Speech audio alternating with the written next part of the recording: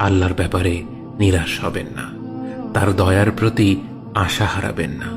যখন কোনো বান্দার জন্য দুনিয়া সংকীর্ণ হয়ে আসে, বিশেষ করে যখন আপনাকে মানুষ পরিত্যাগ করে, এবং বিশেষ করে এমন কেউ যার উপর আপনি আস্থা রাখতেন কিন্তু সে আপনাকে নিরাশ করেছে, আপনি আল্লাহর পরে তার উপরই আশা রাখতেন অথচ সে আপনাকে লাঞ্ছিত করেছে, সেই সময় জেনে রাখবেন যে আল্লাহ চাচ্ছেন আপনি তার শরণাপন্ন হন।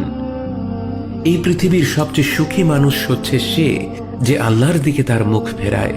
এই পৃথিবীর সবচেয়ে সুখী মানুষ সে যে আল্লাহর কাছে তার হৃদয় সমর্পণ করে। মনে রাখবেন যে আপনার একজন মালিক রয়েছেন যিনি আপনার প্রতি আপনার নিজের নফসের থেকেও দয়াবান, যিনি আপনাকে ভালোবাসেন এবং ভালোবাসেন যে আপনি তার কাছেই আশ্রয়ের জন্য ছুটে যান আর তাকেই আপনার দোয়ায় ডাকেন। জেনে রাখবেন যে একমাত্র আল্লাহর প্রতি দৃঢ় বিশ্বাসী আপনার জীবনের সংকীর্ণতা দূর করে প্রাচুর্য এনে দিতে পারে, অন্ধকার দূর করে আবার আলোকিত করে দিতে পারে। আপনি জেনে রাখবেন যে আল্লাহ আপনার প্রতি আপনার নিজের থেকেও বেশি দয়াবান। একমাত্র এই বিশ্বাসটাই আপনার সকল দুশ্চিন্তা ও বিষণ্ণতা মুছে দেবে।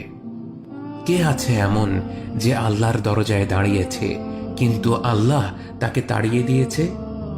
তিনি তো সবচাইতে উদার, মহা দয়ালু, মায়ার সাগর।